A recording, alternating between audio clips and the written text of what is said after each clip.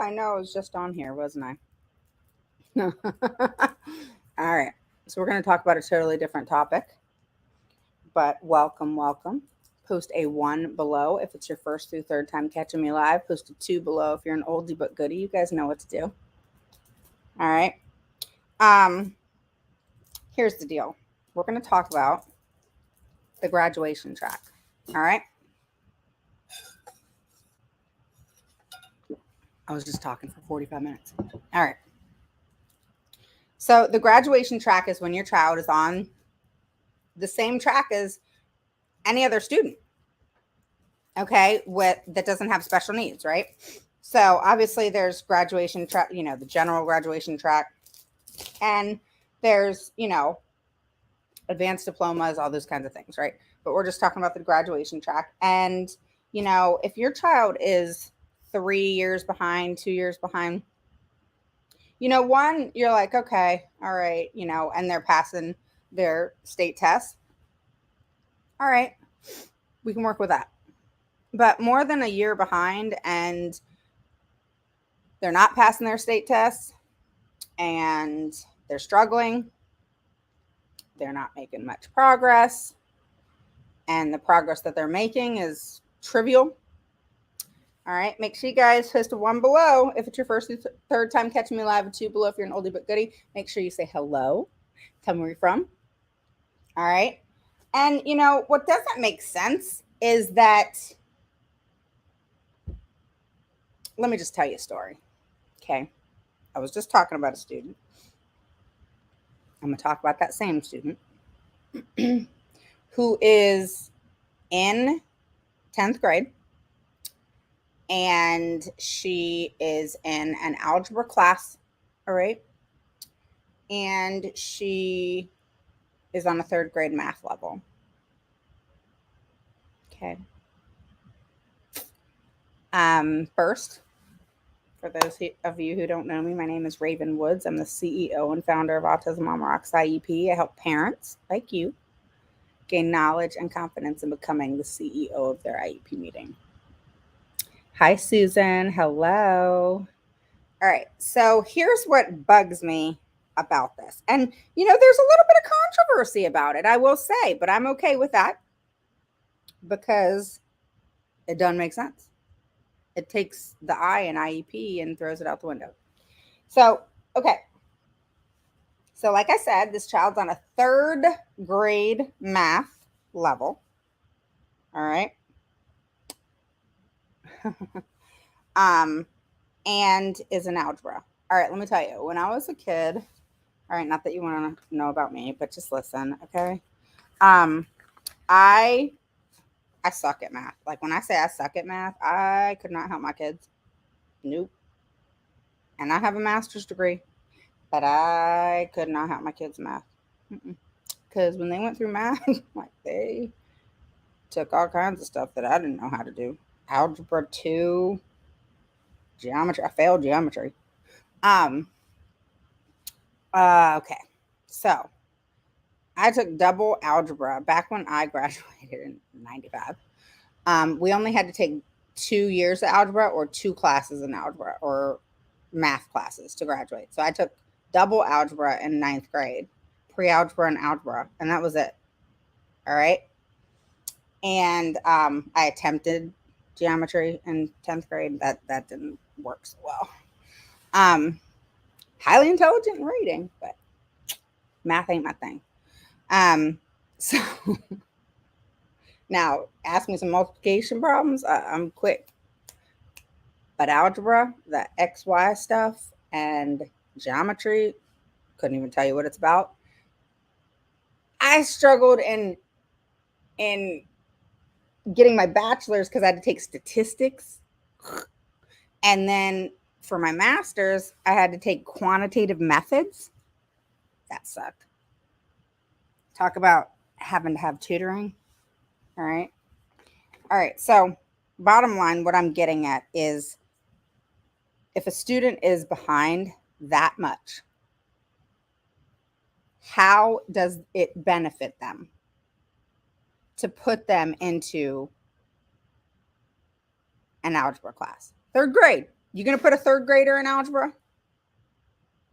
Are you going to put a third grader in algebra? That's what I asked the teacher. Are you going to put a third grader in algebra? He didn't want to answer the question. So I had to say it a little bit differently. Are you going to put a third grader? Would you put a third grader in algebra? No, I wouldn't. Then why do you have this student? Granted, she's in 10th grade, but she is on a third grade level per your data from the assessments recently done, per the data of the state test that she can't pass, and per the data of Linda Mood-Bell assessment that she took. So across the board, and an IEE, all right, she had an IEE as well. Everything said the child's on a second, third grade level in math. But you're going to put the child in algebra. Mind you, special education law needs to change this, where it states that if your child is on the graduation track, this is why I tell parents, it doesn't matter about what freaking track they're on until high school. And it really doesn't matter in high school either if they're not on grade level. Because in all actuality, do you really think that they're graduating in 12th grade? If they're 3, 4, 5 years behind, do you really think that they're graduating? Let's just cut to the chase. They're not. They are pushed through. All right. Now, when I say it doesn't matter, that's because you technically can keep your child in school through the age of 21. So what that means is your child starts high school, 9th, 10th, maybe even 11th grade, and they're not on level, but then they get there, okay? And so 11th or 12th, and then ongoing through 21, they get to where they need to be. They can still graduate. And at the end of the day, does it really, really matter if a student graduates at 17, 18, I graduated at 17, some kids are 18, or 21, 22? I mean, most kids these days don't even know what they're going to do at 25, let alone it matter at the end of the day if our kids are able to graduate at 18 versus 21. Because in all actuality, we want them to have the knowledge base to actually truly graduate. And if they can't, they can't. We have to accept that. But we can't force it. We can't, just keep them on that track. And I know they're not there, but let's just keep them on that track. It makes no sense. I know moms. I know dads. I know. It sucks to hear. It sucks. It really sucks. Because as parents, we want the best for our children. As parents, we want for them to graduate and, go to college and, get married and have kids and, Cinderella. But that's not life. It's not. We have to learn to get over our freaking selves and get over the fact that things are not status quo. Things are not going to be like this. Things are not going to be like they were back in the day. Things are not like that anymore. And at the end of the day, small things like that. All right. A student graduating at 17, 18 versus, 21 and actually really graduating at 21 versus like being pushed through at 17, 18 when you and I both know that they're still on a 4th, 5th grade level, but they graduated. They really did not graduate. There's no way in hell they could go to college on what they graduated with. And this isn't to all kids, just so y'all know. Okay. So it makes no sense. All right. And it also completely goes against what an IEP is all about. An IEP is an individualized education plan. All right. Now, the law says if a student is on the graduation track, they have to be introduced to grade level material. That's all it says.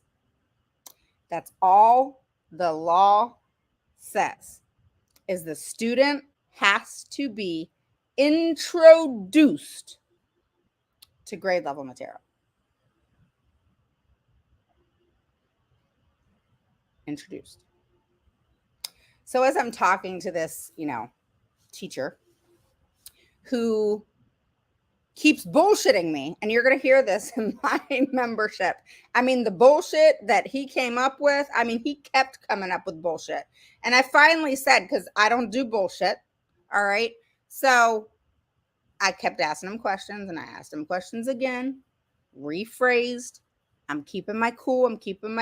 I'm ready to lose my ever-loving mind, but I'm keeping my cool. And I said, okay, what you're telling me is that she's on a second, third grade level, but it makes sense for her to be in algebra. Well, there's no other class for us to put her in. That's not what I asked. What I asked was, does that make sense? Well, we support her, and we do what we need to do in order to help her in the algebra class. So I said, she's on a second or third grade level. What the heck are you doing that is somehow miraculously allowing her to do algebra? I'm just curious. Well, we walk around and we help them, and and then the director steps in. This part was priceless. This is the stuff that is so entertaining to me, and but at the same time pisses me off. All right. My breath fell out. Hang on. Okay. So the director says to the teacher, so you accommodate them, right? You give them work on their level, right? And he said, yeah. So this is rule number 1, or here's an IEP tip. When a director of special education or the LEA, anybody, steps in to coax the teacher into the appropriate response, the bullshit you already called in your head is bullshit. Okay. So I then say, oh, well, that's not what you just said. I said this to the teacher. If you guys are just joining, post a 1 below if it's your first through third time catching me live. Post a 2 below if you're an oldie but goodie. Post where you're from. I want to know where you're from. Susan, I work in Texas all the time. That's like my top state. California, and then East Coast too. Okay, so I said to the teacher, I said, that's not what you just said to me. What you said to me was that the student is in algebra. You do what you do, and the student just has to deal. That you help them, you support her, you use her accommodations, but that's all you told me. You didn't tell me, like the director just asked you in so many words, if you modified the work. You didn't say that. What you said is she's in the algebra class and she just has to deal, and you're giving her work at her level. I said, no, what you're doing is you're giving her the answer. That's what you're doing. Okay. Because there's no way in hell. All right. I know you're a teacher and all. I'm sure your intelligence level is somewhere, but I'm sorry. If you're on a second, I'm an adult. I'm a 45-year adult. You put me in an algebra class, I'm a fail. Fail. It will be an ultimate fail. All right? But no, actually, who cares? Have I ever used algebra in my lifetime? Nope. Never. Never. All right. But here, we're not talking about me right now. So anyway, so ultimate fail. So I said, so there's no way. I don't care what this director, because I can't stand the director. So I said, I don't care what this director coaxes you to say. All right. I don't care what she says. What I'm saying to you is you're the teacher. You have a student on a second, third grade math level where you're not teaching her where she is, and you have her in an algebra classroom doing algebra, and you're trying to convince me that she's passing. Bullshit. All right, because that ain't happening. That okay, then I get Raven. You need Miss Woods. We need to, be respectful. I said, well, I mean, I'm just calling bullshit because that's bullshit. I don't normally, say that in an IEP, but that's just bullshit. I mean, you just fed me some bullshit. All right, because you cannot be on a second, third grade level and then take algebra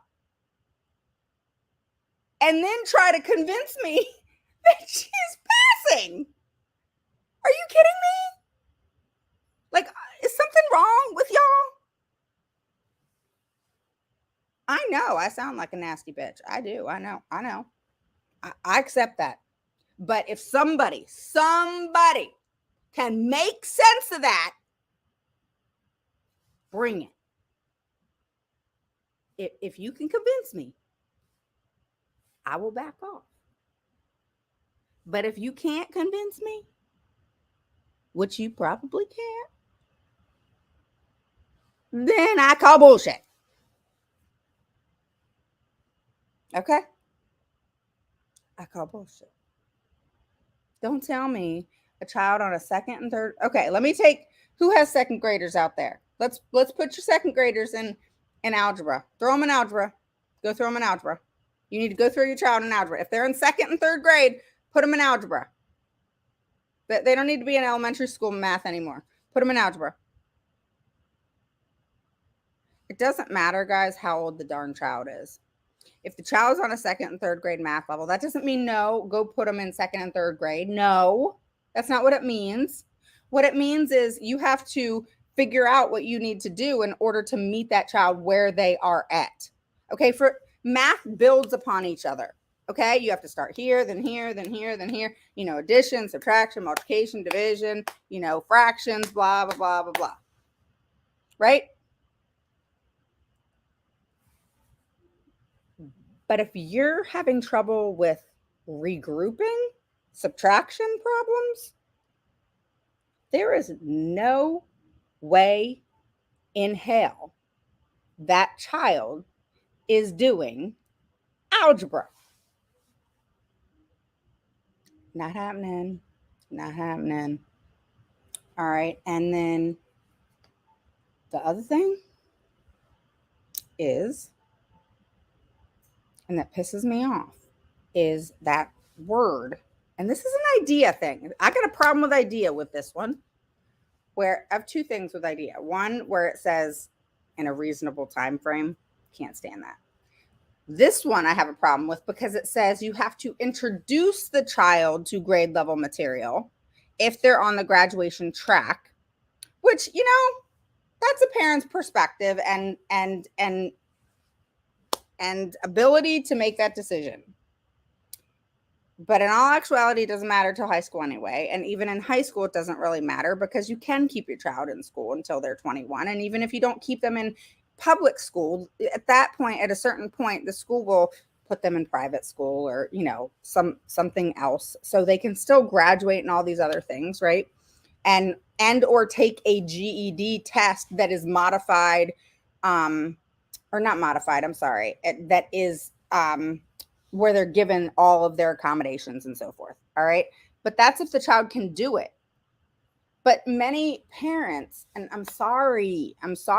Okay. I'm really sorry because I get the parent perspective of, I just want my child to graduate. And I get the perspective and thought process of, I don't know. I don't know if I want to do that, and take them off the graduation track. And, I just don't know. I mean, I hear it from parents all the time. I get it. I totally feel for you because I get it. I do. But come on, guys. Do you really think that it's doing your child justice by putting them in an algebra class when they're on a second, third grade math level?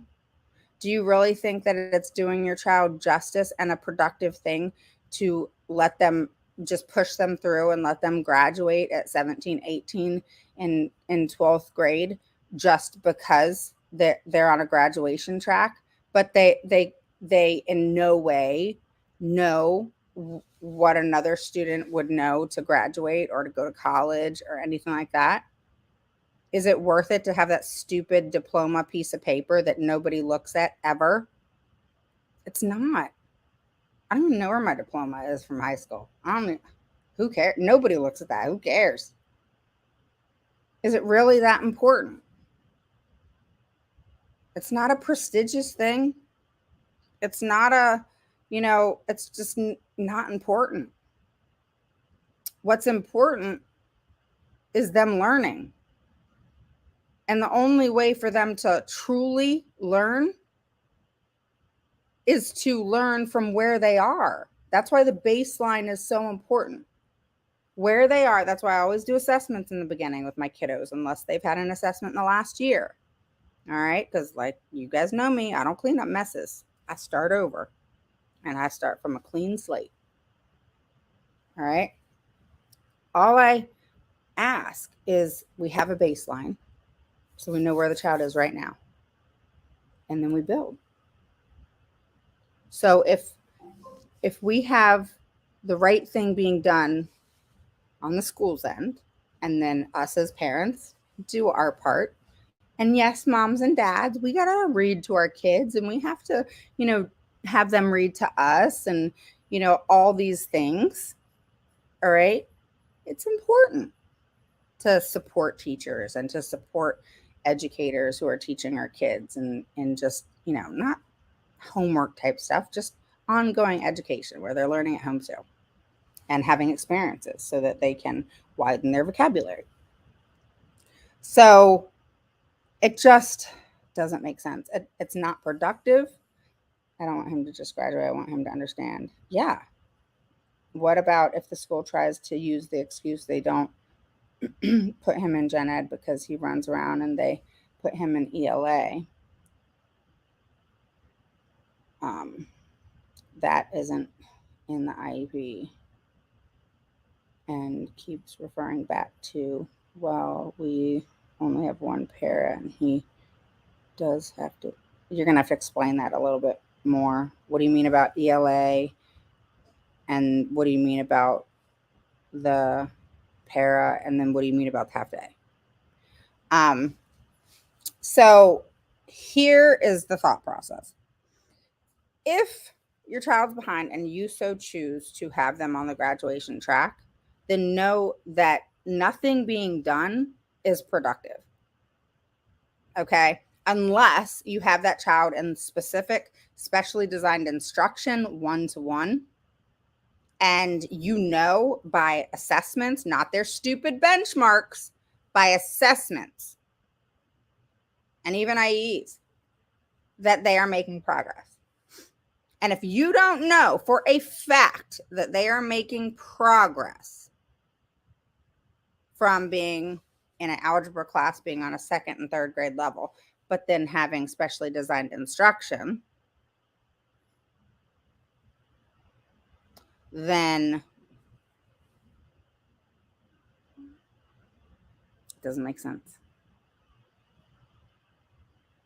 You see? Now let's talk about that word introduced to grade level material. Schools will say they have to be put into the class. All right. They have to be put into the class. That's introducing.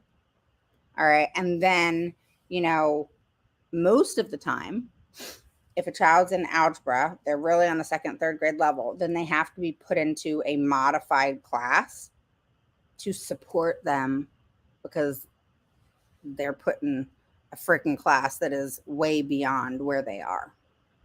It's so dumb. Let me put you in a modified class to work on things that still's not at your level to try and support you for being in a class that is totally not your level.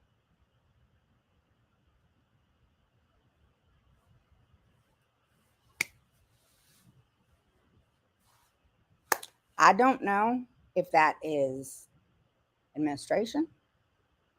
It's got to be administration or what it is. But it's the most back ass backwards stuff that I've ever heard.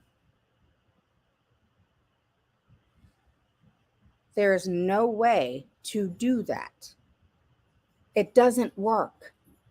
None of the students that I have worked with who are in an algebra class in a second and third grade level, then put in a modified class to support them in the class that's way beyond their level, it doesn't work. It does not work. It's like having stupid comprehension goals before the child has word recognition or language knowledge, vocabulary. Hey, let's throw in a comprehension goal, but I know your child doesn't have word recognition or vocabulary, but you know, the goal is comprehension.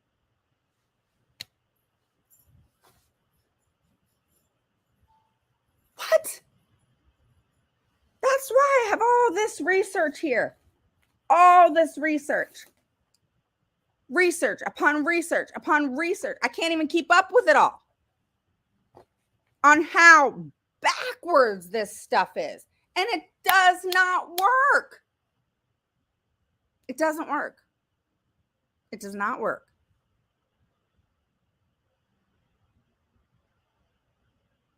Most of the time, once I'm done, the parents have a good view of, I did not know that. They kept telling me,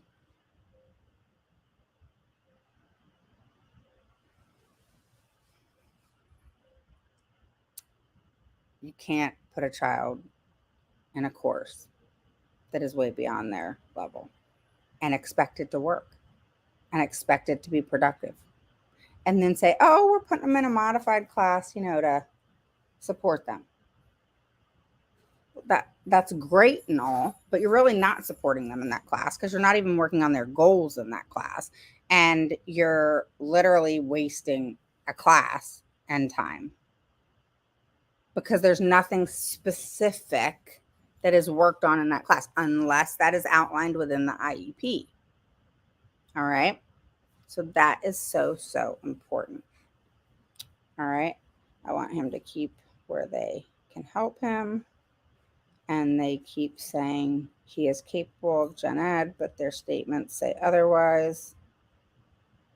It's disheartening. Yeah, it is.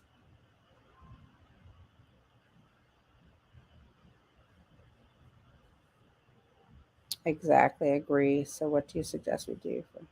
Yeah, I mean, so that the introduction to grade level material, here's the thing, is there's nothing within IDEA that says that they have to be exposed to the whole class.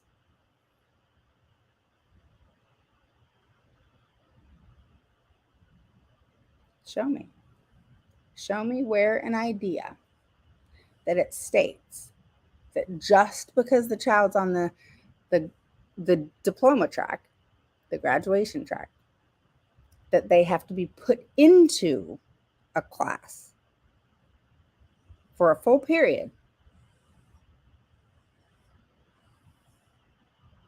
doing something that they are not able to do right now. Doesn't say that. See where I'm going with this? Doesn't say that. Now, school districts will fight you like you've never seen them fight you. I mean, you'll go, it'll be like a merry-go-round, literally. Like just watching the clock, too. Of you literally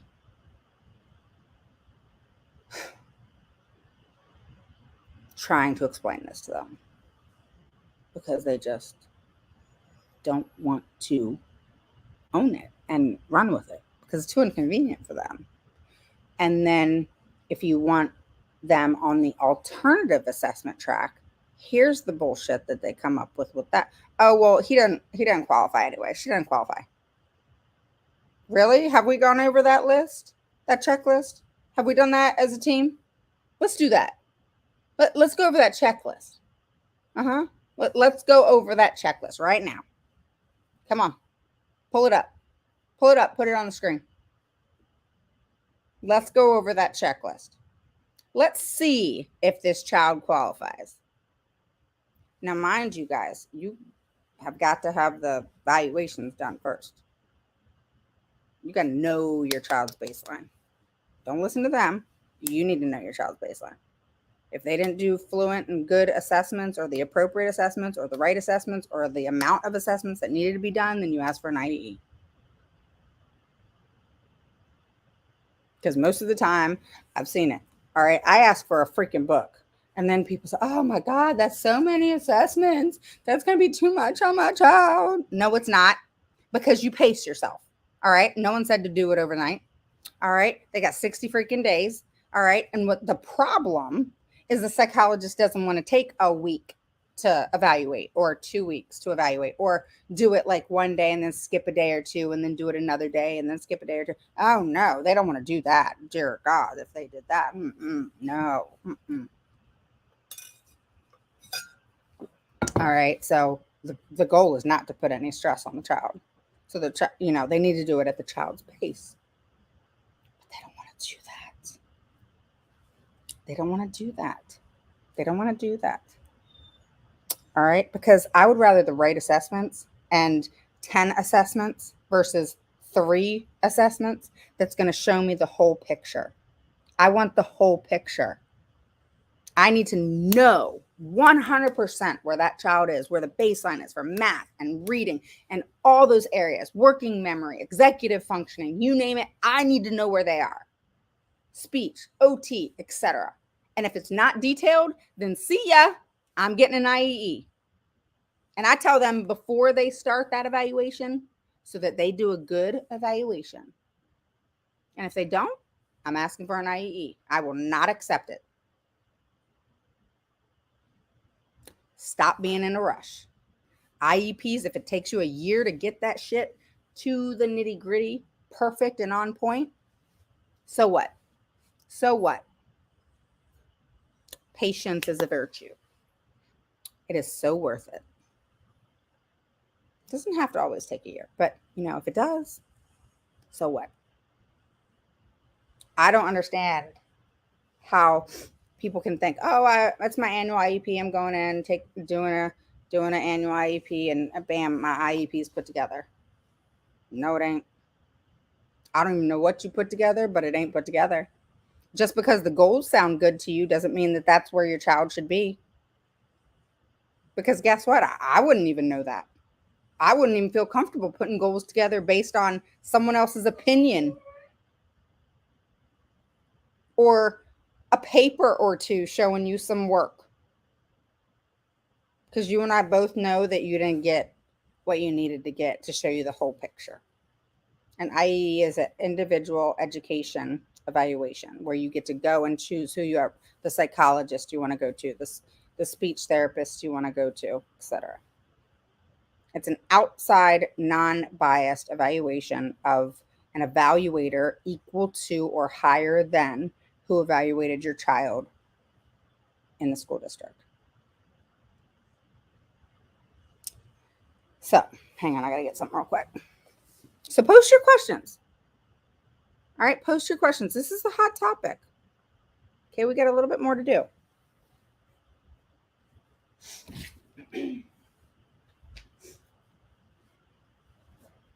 All right. All right. So now let's just hypothetically say that we're going to do the alternative assessment track. What does that do? Okay, let's look at that. That has them working at your child's level. Whoa. That does not require them to introduce your child to grade level material when they're like 3-4 years behind and not there anyway. Okay. We want them introduced to it when they're ready. All right. Your child doesn't know addition and subtraction, but you're going to throw them into multiplication. Your child doesn't know addition and subtraction, but you're going to throw them into division. Doesn't work. Jake, no. It doesn't work. It doesn't work. All right? It does not freaking work. If you throw them into courses that they are not ready for, it doesn't work. That's why college is built. Your freshman year of college, you're taking the basic classes of English, math, science, etc., right? Because those are the basics. All right? And then the next year it's including the basics again, and then your second 2 years you're going into whatever it is that you're gonna graduate with, whether it's teaching or nursing or whatever, for a bachelor's degree, right? So that just goes to show that the basics have to be learned. With that being said, the alternative assessment track, they will fight you because it's based on money. They don't get the funding they get if your child's taking the state assessments. So they will go round and round and round and round, and your child does not qualify for the alternative assessment track. I have a student that's way far behind, and I'm not laughing at that part. What I'm laughing at is the director actually got loud, and she was like, I could not disagree with that anymore. That is crazy. I would not recommend that at all. That's what she said. And that, just like that. And mom, dad, and I are like, what just happened? We just asked about the alternative assessment track in a normal tone, and she just, and I said, really? I said, because the child's not able to pass the alternative, the assessment, the state assessment. The child's made no progress in your care. The child's on a preschool level and going into third grade or in third grade. Not having it. So it makes no sense.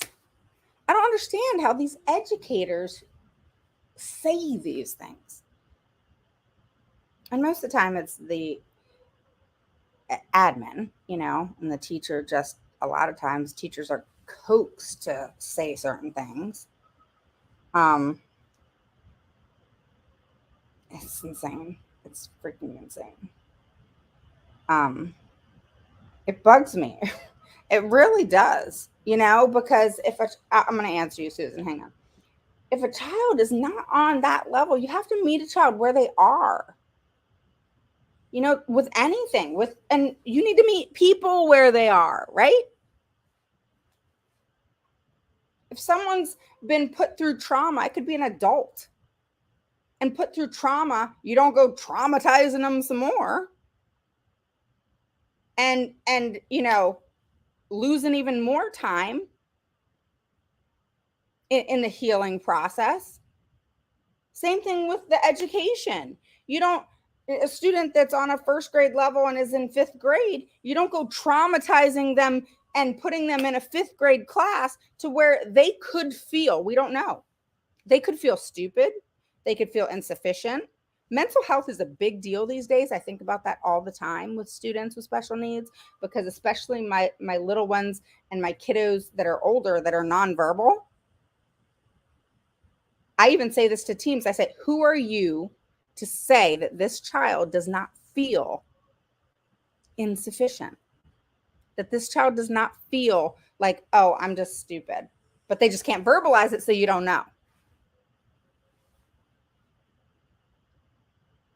Because kids with autism, kids with Down syndrome, kids with ADHD, they are not stupid. They are not. Okay? They may not be on the level where they should be. All right? But my daughter's not at the level that she should be. But she knows a lot of crap that I'm just like, where I'll say, Sky, where'd you learn that? And she'll tell me, sometimes she'll say YouTube, you know, but like, she is smart in so many other areas. And that's what we have to celebrate. We have to celebrate those things and meet them where they are in the other. Because pushing them, we all get mad at, oh, they just push them through. They just push them through. Well, hello. What do you think putting them on the graduation track is when they're not there? What do you think that is? Same thing. So we've got to think about that. We've got to think about, what's important here. And what's important here is meeting our kids where they are, period. Because there's no education happening if we're throwing them 3, 4, 5 grade levels above educationally where they are actually age-wise. It doesn't make sense. Depletes the purpose of the I in individual education plan. So the graduation track, you have heard about that. The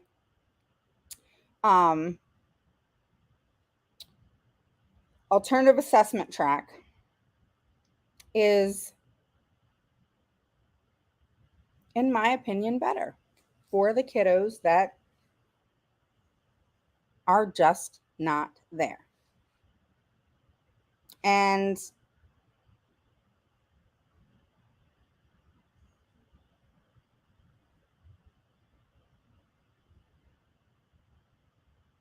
yeah, you guys, you know what? I just ordered my crumble cookies. It is such a bad habit I have. Anybody have crumble cookies where y'all are? It's like really bad. Like I am really, really bad at this. Like bad. I have a bad habit. Here's my bad habits. You want to know what bad habit? I have a bad habit with crumble cookies. I have a bad habit of going to Costco way too much. And I really like Amazon way too much. I don't like to shop, but boy, do I love going on Amazon and clicking that button. All right, so let me answer some questions and then I'm going to move on. I need to move with y'all to my table because I need to stand up.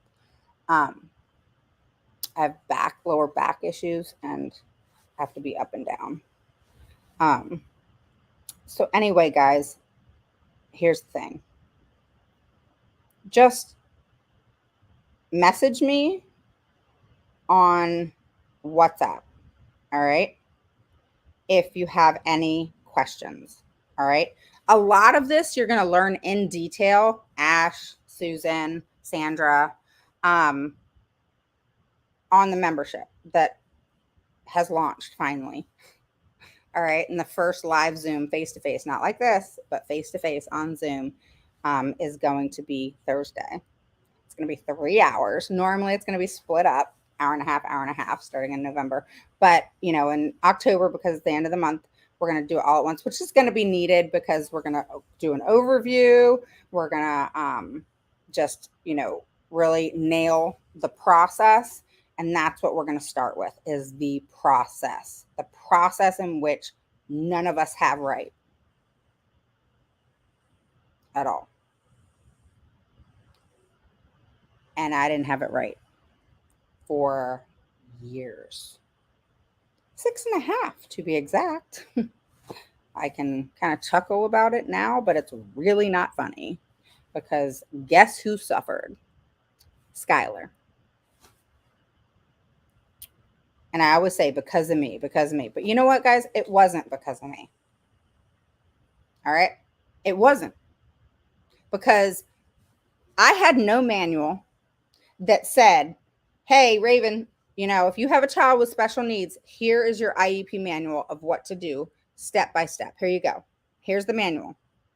And I sure as hell didn't get a manual in the mail from Amazon or anywhere else that said, hey, Raven, here's the manual on how to be a mom, the perfect mom. Because we all want to be the perfect mom.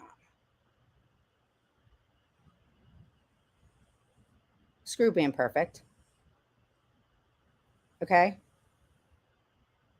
The people that have the most character are so far from perfect and have been through more than you could probably imagine. Those are the people I want to hang out with because they have character. They've been through some shit and they've gotten to the other side.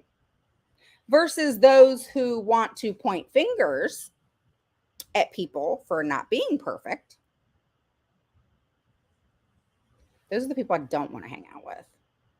Ever. Those people I want to...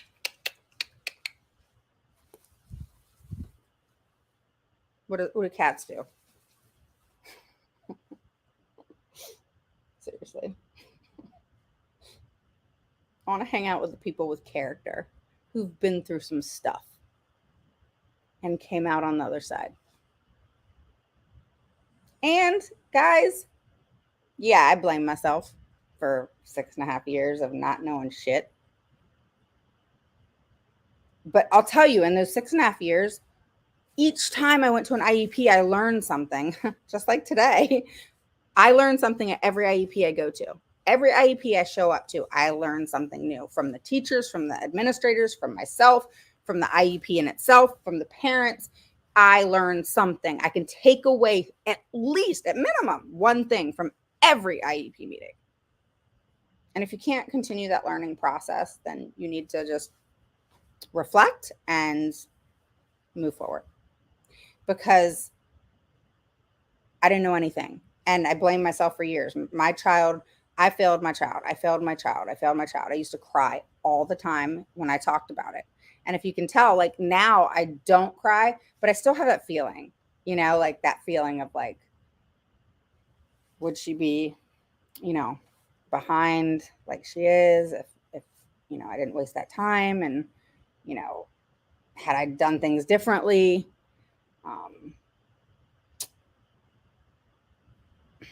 all those things. I'm sure you know what I'm saying. But the thing is what did that do? I did it for years. What if I didn't do that? What if I made different decisions and choices? What if I didn't believe them from the beginning of them saying over and over and over and over, Raven, you just have to give it some time. She's behind. She has autism, and I just kept letting it go. And when I finally had enough, it was like so many years later because I kept believing that Raven, she's got special needs. She has autism. You have to accept the fact that she may not be able to learn anymore. Oh yeah, I got that one. You need to accept the fact that she's not going to learn like everybody else. Well, I should have, I clicked onto that one later after the fact, but that's an important one. Another live, but that's an important one. That should have been read red flag right there. Um, and I had to just let it go because think about it. I could have just kept going down that rabbit hole of how screwed up I felt inside and like a failure and like I wasn't smart enough to do what I needed to do when I'm a highly intelligent person. And I had no idea what I was doing. And the terminology you're asking for an IEE, who was it, Susan? Oh my gosh, girl, don't even worry about that. Like the terminology. Well, number one, go to my products. I want to say the terminology, like outline thing that I have, it's like $2 or something. I have so many products and I have like 50 freaking million more coming. But I want to say, Susan, it's like $2 or something. And it has like everything. Um, Something like that. Okay. Um, so go grab it and like products. But what I highly encourage you guys to do as well is join the membership. I will post the link. Um, we're going to be, like I said, we're going to be doing um, so much. And I'm not going to preach the laws. I'm going to teach you what to do when you open up your computer and enter into an IEP, or if you physically go, which I don't suggest, then you know what to do in the IEP meeting. How to come up with, as people are talking, you know what you're going to say. Everything we're not supposed to do in communication, I teach you to do. That's why the IEP is so freaking different. All right. In general conversation, right? They say put it in the garage. If you were talking to me, all right, and you were telling me your story and you were telling me, what you've been through, with this process. If I kept talking, you wouldn't be able to get your story across to me, right? So I've had to learn, Raven, put it in the garage and then you have your opportunity, right? And that's with everybody, with communication. With the IEP process, when you're in an IEP, you're not putting it in the garage ever. You do not put anything in the garage. And that's why I tell people all the time, it is the opposite of how you would normally do things. It is the opposite of how you would normally communicate. No joke. Now, is that every situation or every person or every teacher or ever? No, it's never an every, it's never a never. It's, all of that. But for the most part, it is completely opposite of how you would normally handle yourself on the outside. All right. On the inside, in the IEP process, you are not handling yourself in a way that makes sense. It sounds ludicrous, I know. But when I finally figured out the formula of I needed to think in a ludicrous, crazy, you know what, upped kind of way, I started winning every time. Did it happen like that overnight? No. But do I win every time? For the child, I don't win anything. Mom and dad don't really win anything. But that child does. Because I learned to be crazy, to think in a crazy way. It sounds crazy just saying that. I feel crazy just saying that. I do. Because it sounds insane. But the stuff that they put us through is insane. It makes you stop and question yourself like, what the hell is happening here? Why? Why does it have to be this hard? Why does it have to be this hard? I don't get it. I don't. So let's move on to the alternative assessment track. All right. All right. The alternative assessment track, you want to have them go through the checklist. They don't want to go through the checklist, okay? They don't want to go through the checklist because they don't get money. If your child is not on the graduation track, they don't get the money that they want to get, the funding that they want to get. So your child does not qualify for the alternative assessment track, is what they will say. And it doesn't make sense. You don't need to do that. No, just leave it. It doesn't matter right now. Just leave it. And, we'll look at it at a later time. Oh, yeah, this is the shit they tell you. We'll look at it at a later time. Just leave it alone right now. It's really not that important. The hell it isn't. The younger, the better. Let's meet that child where they are so they finally get to where they need to be. Let's not throw the child in a class that is 3-4 years past where they are and think that they're going to get ahead. So you make them go through that checklist. Say, nope, we're going through the checklist.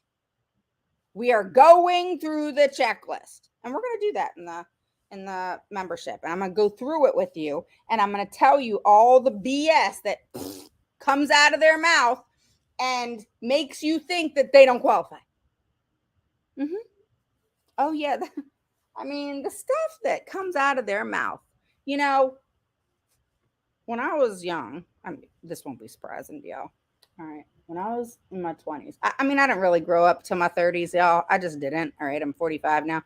I did not grow up until my 30s. I was a big dumbass. All right. And I did all kinds of dumbass things. And so I'm sitting here getting this stuff from the school district. And I'm like, do y'all know who you talking to? I did some dumb shit. And y'all are going to come at me with this dumb shit and think that I'm not going to catch it. Not happening. Because I learned. All right. It wasn't like, oh, I knew it because I did dumb shit. It was, I learned because I did all the dumb shit to not have my child progress, to feel like I failed her, to have to get real good and pissed off to the point where I was going to lose my mind. I wrote a 38-page due process request and I nailed them for every last freaking thing. And they were begging to have that changed. Mediation started at 9 a.m. and ended at 11. That night we signed at like 11:36 or something. That was years ago. But yeah.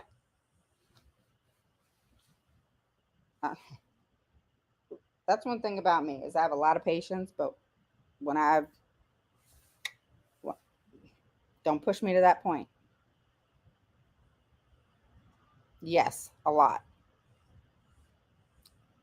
I'm very successful. There is not one Texas case that I haven't won. I don't need to go to due process.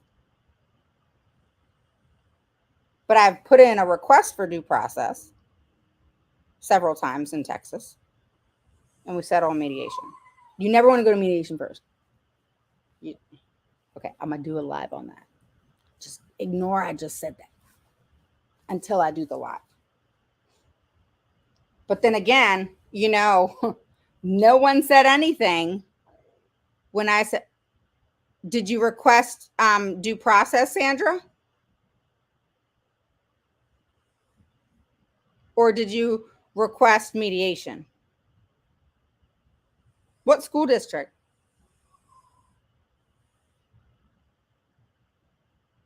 You requested due process. Okay. And who did it? You? Hang on, I gotta go get my dog. Did you put it in?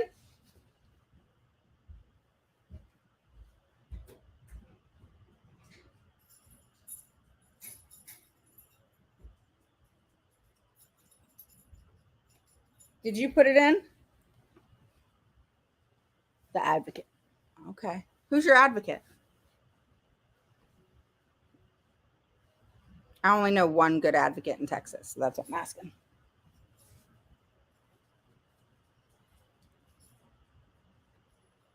Carrollton Farm. Where's that at?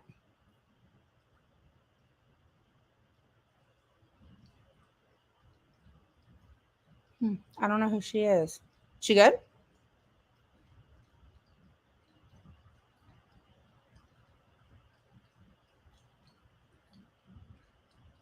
Did she put in like a good request for due process? Oh, okay. Yeah, I've done Dallas before. Dallas, Houston, a lot. CISD, I've done a lot. Frisco.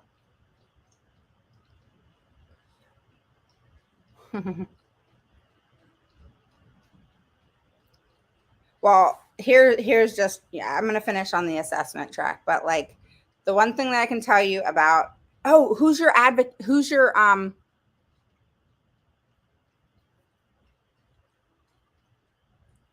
Austin ISD?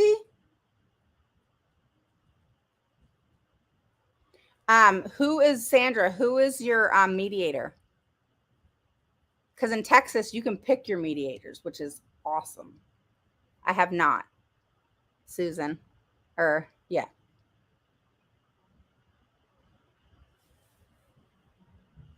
Yeah, I'm doing like El Paso right now.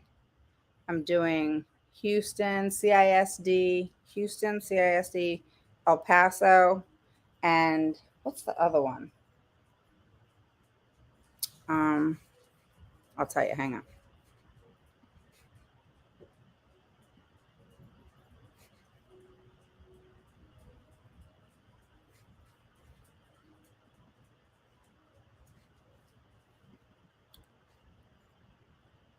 Lumberton. Lumberton. That's what it's called. Yeah, Lumberton ISD. So El Paso, Lumberton, Houston, CISD is what I'm doing right now.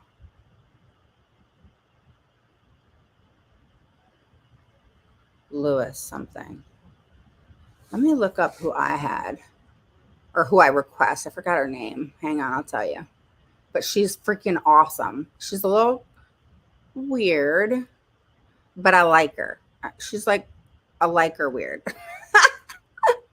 Like, you know what? That's the wrong word. She's not weird. She's like quirky. Yeah. But she's like, I mean, she will do it, like me. I'm aggressive. And so, I'm like, no, we're not accepting that. You need to go back to them and let them say, no, I'm not accepting that. That is a hard no for us. No, no, no, no, no, no. And so she'd go back and talk to their attorney, go back, talk to their attorney, all that kind of stuff. And, like it got worked out, but it was like a 9 hour mediation with CISD. All right, hold on. I'm going to pull it up. Hold on. Here we go. Um, Hush, Leo. Hush. Um,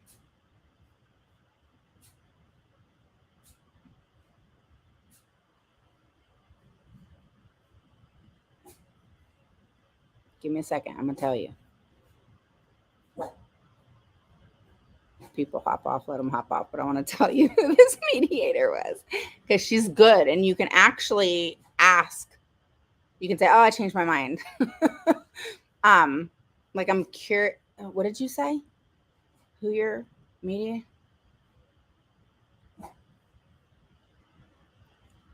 Lewis something. The school is not back down there. What is it you're asking for?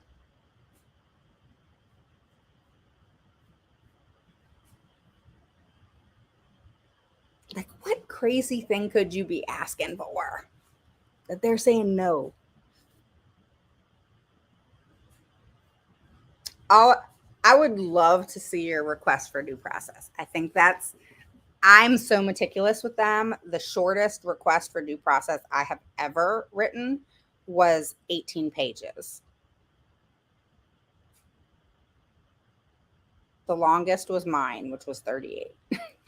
Um, But that's what I would be curious about, because everything about that is going to have to be supported.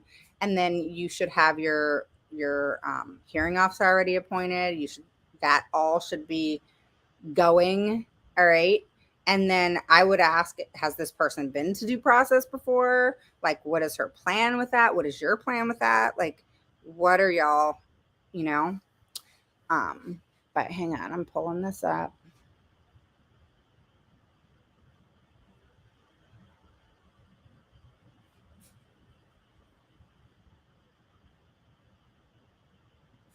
Okay, here we go.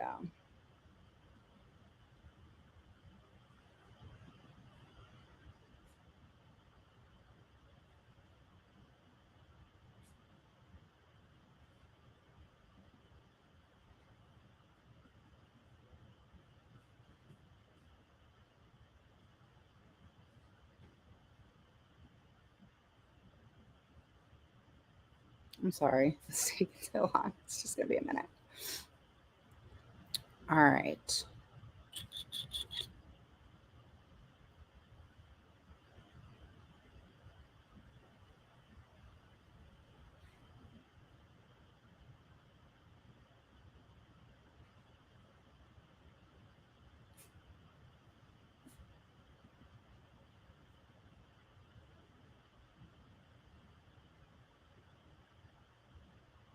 The hearing officer was a judge. Um,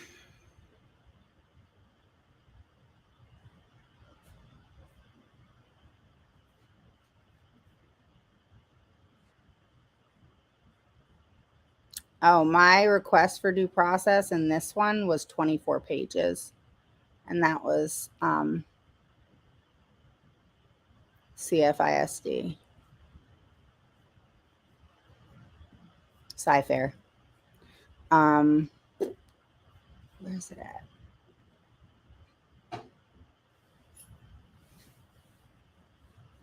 Oh my gosh, I'm gonna have to message you so everybody doesn't have to wait. They're probably like, "Hello, lady." Um, oh wait, here it is. I think this is it. Is this it? Okay, Elizabeth Chappell. That is the mediator. She is good. And Kathleen Cameron is the person that's in charge of mediation in Texas. And she's super cool. I like her. And so Elizabeth Chappell is the one that is the Stacy. Is that the judge?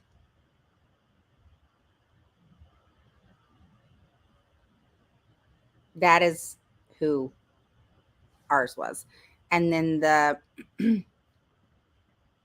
yeah, that's she's good. She's fair. She's fair. Um, and the judge in this case, though, was, or I don't know if it was a judge or if it was just somebody else. It was, um, where's it at?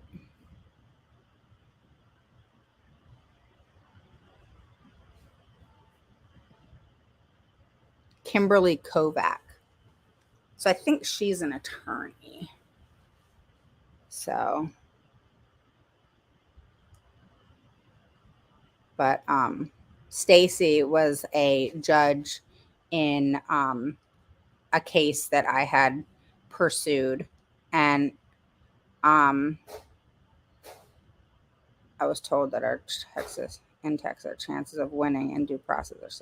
That's not true at all. Who told you that? And Stacy is extremely fair. But the thing is if you don't, you, I don't know your case, but you better be able to back up every last thing. And, yeah, I don't know what your case is, but, and I hope your advocate's good. Um, but you need to know your stuff. All right. You know, so that's the key thing. All right.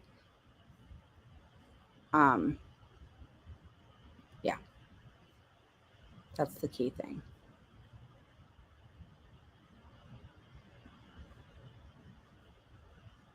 But yeah, I don't know your advocate at all. I mean, hopefully she's good. So, all right. Okay.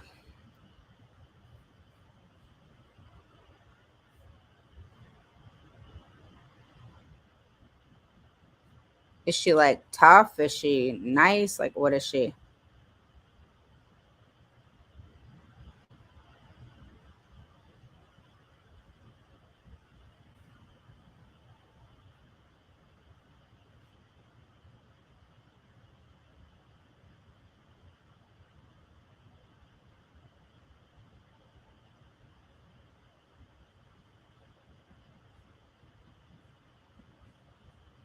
Gotcha. Good. That's awesome. Yeah. Good for you. Okay. So let's move on real quick. Alternative assessment track. They want to go round and round. All right. Bottom line, don't let them, you know, trick you into that. All right. You don't have to do it. If your child is not at the level in which they are at grade wise and several years behind, 2, 3, 4 years behind, then you ignore what the school district is telling you and you say, nope, we're going to go through the checklist and we're going to check off if my child qualifies for the alternative assessment track. Because if my child is not on grade level and my child is not where they need to be and passing the state test and so on and so forth, then there's no point in having my child have to go through that. All right. So, bottom line, you need to go through that checklist. And then, in the um, membership, yeah, one of the trainings is going to be that checklist of and lots of checklists actually, the speech therapist or speech therapy checklist, and for SLI and all of these different things, because they try to trick you into thinking that your child doesn't qualify for these things when they 100% do. So I have kids who have autism and they're nonverbal, and the school districts wants to say, oh, they don't have SLI because autism it can impact them socially. So they don't have a speech and language impairment because they have autism. Okay. You're a doctor in what? In what? Oh, nothing. A doctor in nothing. Okay. So thanks for your opinion. You know what I'm saying? So that's how things need to be looked at. All right. So then your child doesn't have to be introduced to grade level material, and they can be introduced to where they are at presently and build upon that in order to get where they need to be able to build upon the knowledge that they learn to get where they need to be. If a child is not where they need to be in math builds upon each other. All right. And then if a child can't read, they're definitely not going to pass, more than likely the state assessment, because state assessments have word problems in them. So it's more important meeting your child where they are. Okay. But don't let them kid you that, oh, no, your child, it doesn't matter. We'll look at that later. No, get your child on it now. Okay. And in Texas, they have that new law thingy. That's what I call it, a law thingy. And just in reference to that, if you don't want your child assessed, all right, in any state, don't send them to school during the assessment time. Now, does that mean that they're only assessed during that assessment time? What's two advocates and an attorney? What are you talking about, Sandra? What are you talking about? I don't understand what that means. Two advocates and an attorney. Um, what's two advocates and an attorney? So, bottom line, You want to have your child met where they are because that's the way that they're going to make the most progress. Okay? So that's that. All right? You don't want your child in a freaking algebra class. When you asked who told me about the due process. Okay. Yeah. What's your due process about? So, in summing up, guys, in regards to the alternative assessment track,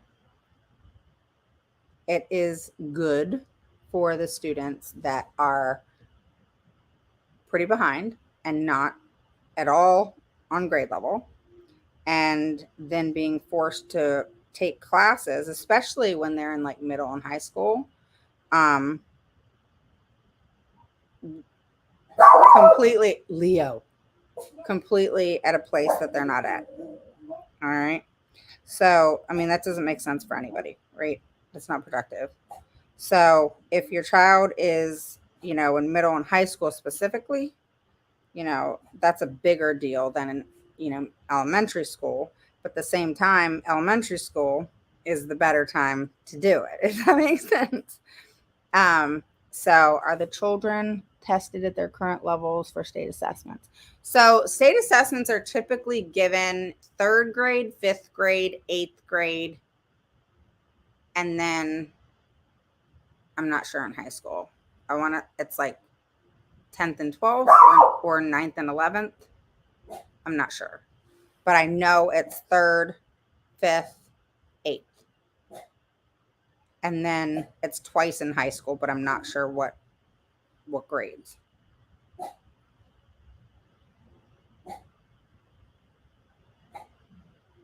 So, but they're not tested on their current level. No, they're tested on like everybody else, like a child with no special needs, same test. So if your child's on the graduation track, then they're taking the same test that children with no disability is taking.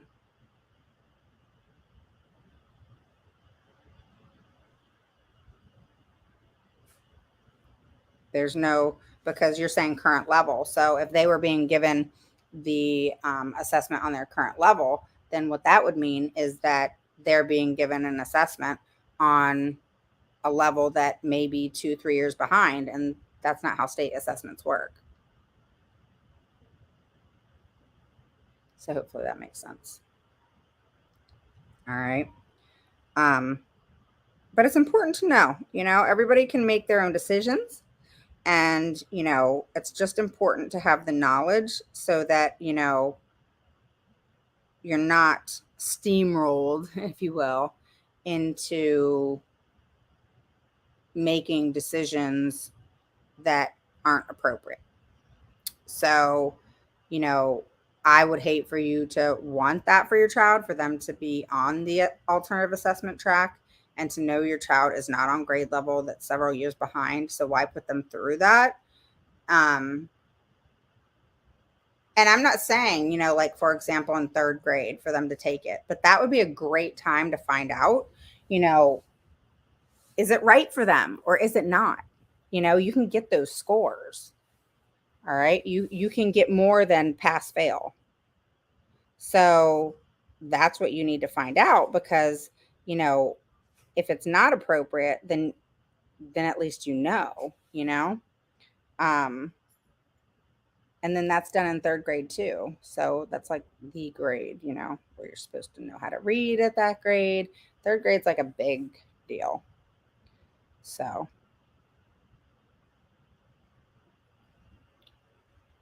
but good luck in your mediation. What are you fighting for? You can talk about it now. Have you signed the paper yet?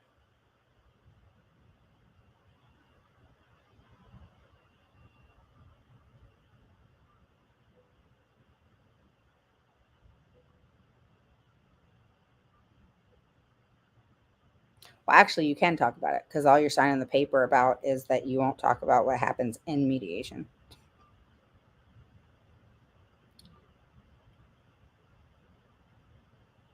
Sure, I won't make blanket statements. Don't want him in trying to keep him in You don't want your child in the LRE? Is that what you're saying? You want him in a more secluded classroom? Is that what you're saying? You're fighting for that? They're taking you to mediation for that?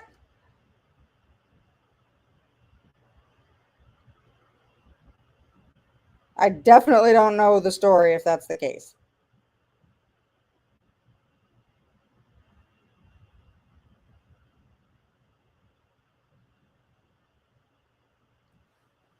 Don't want him to be moved to what's MRE?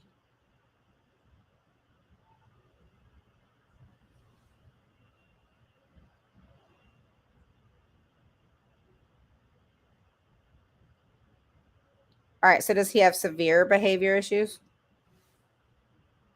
Or and why can't the behavior issues be handled in the gen ed classroom? I'm just curious. I'm not saying they shouldn't. I'm just asking. They trying to keep him in the most oh, okay, so you want him in the LRE, in the least restrictive environment with the right supports. Is that correct?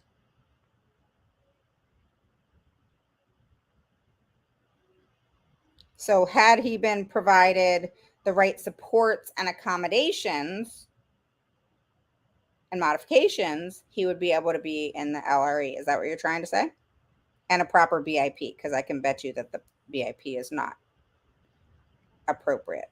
And Texas, I can tell you, does not know how to write BIPs in any way, shape, or form. And every BIP must have the ABCs, the antecedent, the behavior, the consequence, and then the first most important is the antecedent, what happens before the behavior occurs. And then the second most important is not the behavior, because you already know what the behavior is, and not the consequence, because consequences typically don't get the behaviors change.